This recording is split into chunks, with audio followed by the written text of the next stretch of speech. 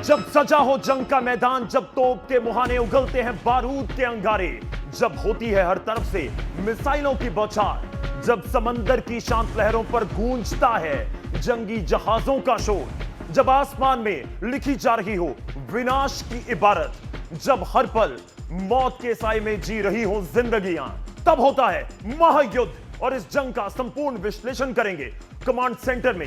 बात होगी जंग की, इनसाइड स्टोरी की, जिक्र होगा तबाही मचाने वाले हथियारों का। नमस्कार, जय हिंद दोस्तों, मैं हूं गौरव शुक्ला आपके साथ।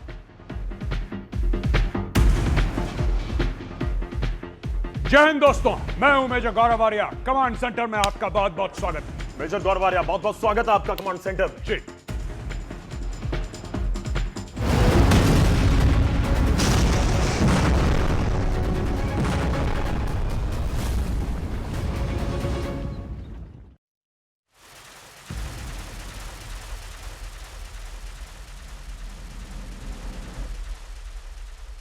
तो कमांड सेंटर में आज बात करेंगे उन मुद्दों की जो इस समय जंग को प्रभावित कर रही हैं, केवल जंग को नहीं, पूरी दुनिया को। और मैं शुरुआत करूंगा हर रोज की तरह सबसे पहले 4 बड़ी खबरें जिनके ऊपर बात होगी।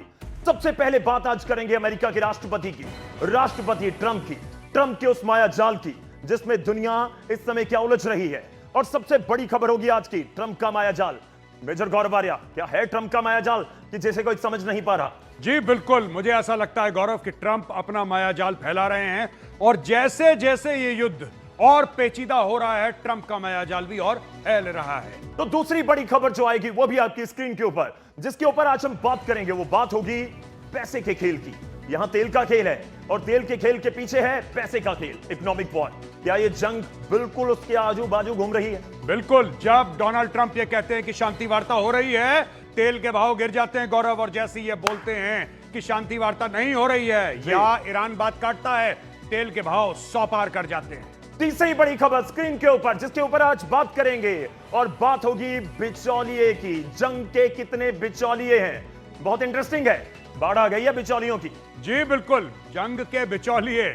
और यही बात एक्सटर्नल अफेयर्स मिनिस्टर ने भी कही थी कि कई ऐसे लोग हैं जो बिचौलियापन इसमें कर रहे हैं, और ये हम देखेंगे और उनको एक्सपोज भी करेंगे आज गौरव। जी बिल्कुल, एक्सपोज करेंगे। और चौथी बड़ी खबर जो स्क्रीन के ऊपर आएगी, जिसमें हम बात करेंगे साइबर वॉर की। देखिए, जमीन पर, आसमान में, समंदर में, केवल जंग वहां तक सीमित नहीं है। क्या साइबर वॉर है इसमें? बिल्कुल।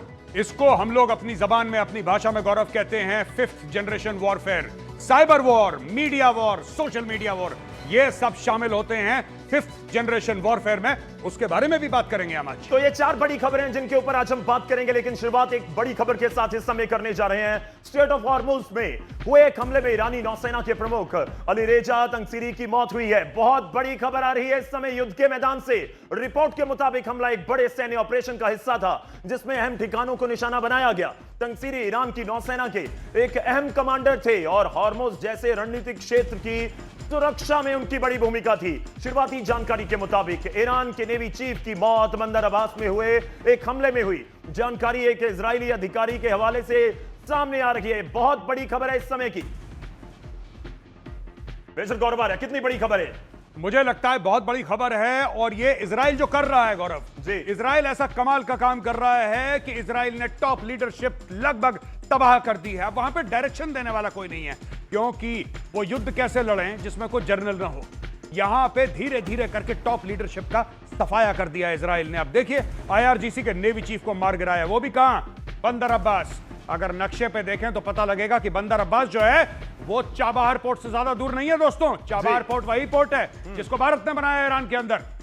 चलिए, आपने मैप का जिक्र किया है, वो मैप भी आपके सामने अब लेकर आएंगे। बंदर अब्बास ईरान के एक अहम बंदरगाह है, उसका मैं जिक्र करूंगा, लेकिन आप इसको इस तरीके से भी समझिए जो मेजर गौरव आर्या कह रहे हैं कि अगर जनरल नहीं है तो जंग कैसी? क्या यह खामेनेई की मौत की तरह बहुत बड़ा एक झटका है, समझा जाए? मेजर गौरव आर्या जी, ये नक्शा है, और यहां पे ये देखिए, अगर आप देखिए वेस्ट है, ये चाबहार पोर्ट है। चाबहार पोर्ट अगर आप यहां पे देखेंगे तो यहां पे तकरीबन गवादर पोर्ट है पाकिस्तान का, जिसको चाइना ने बनाया था। ये गवादर पोर्ट का लोकेशन है, और ये है पसनी, पाकिस्तान का नेवल बेस, जो पाकिस्तान ने बोला था कि हम अमेरिका को दे देंगे। यहां पे पसनी है, यहां पे गवादर है, ये चाबहार है जो भारत ने बनाया था। और दोस्तों, ये है बंदर अब्बास, यहां पे अटैक हुआ था और यहां पे ईरान के आईआरजीसी के नेवी चीफ को मारा था। नेवी चीफ को मारा था। और यहीं से एक बड़ी खबर आ रही है, और जो आपने जिक्र कर दिया, बिल्कुल हॉर्मुज, जिसका हम रोज जिक्र करते हैं, बिल्कुल हॉर्मुज के ऊपर है, और यहां से कहीं ना कहीं पूरे हॉर्मुज को कंट्रोल कर रहा है ईरान। अगर बात करें तो यहां पर क्या यह समझा जाए कि इस हमले के बाद और इस मौत के बाद ईरान बहुत कमजोर हो जाएगा हॉर्मुज के ऊपर? क्या उसका कंट्रोल पहले के जैसा रहेगा या नहीं रहेगा? मुझे नहीं लगता गौरव कि ये कमजोर हो जाएंगे। मुझे ऐसा नहीं लगता कि बहुत ज्यादा कुछ फर्क पड़ेगा, क्योंकि उन्होंने इसी दिन के लिए तैयारी की थी कि हमारी टॉप लीडरशिप को मारा जाएगा, खमेनेई को मारा जाएगा, जितने भी लोग हैं सब सफा हो जाएंगे, फिर हम अमेरिका और इजराइल से लड़ाई कैसे लड़ेंगे। तो उनकी पूरी की पूरी वॉर स्ट्रेटजी गौरव एक चीज पे मबनी है कि जब सब साफ हो जाएगा फिर हम कैसे लड़ेंगे। हां, एक बात तय है, डायरेक्शन की कमी हो जाएगी, जिसको अंग्रेजी में कहते हैं हेडलेस चिकन। मुर्गे का सर काट दीजिए, फिर मुर्गा किस तरीके से फड़फड़ाता है। आज की तारीख में नेवी का वही हाल हो गया है। चलिए, नेवी का जिक्र हो रहा है, आपने जिक्र ऑलरेडी कर दिया है कि इस जो बंदरगाह के ऊपर पूरा अटैक किया गया। मैं आपको थोड़ा सा और भी बता दूं, जो जिक्र हो रहा है कि इस और भारत है, भारत के साथ पाकिस्तान है, पाकिस्तान के साथ उसका लगता हुआ बॉर्डर ईरान का है, और जहां पर ये पूरा इस समय घटनाक्रम हो रहा है, जिसके ऊपर हम बात भी कर रहे हैं। और बात यह होगी कि आखिर किस तरीके से अब आगे बढ़ता है ईरान, या फिर किस तरीके से आगे बढ़ता है, जिसका मैं जिक्र करूं इजराइल।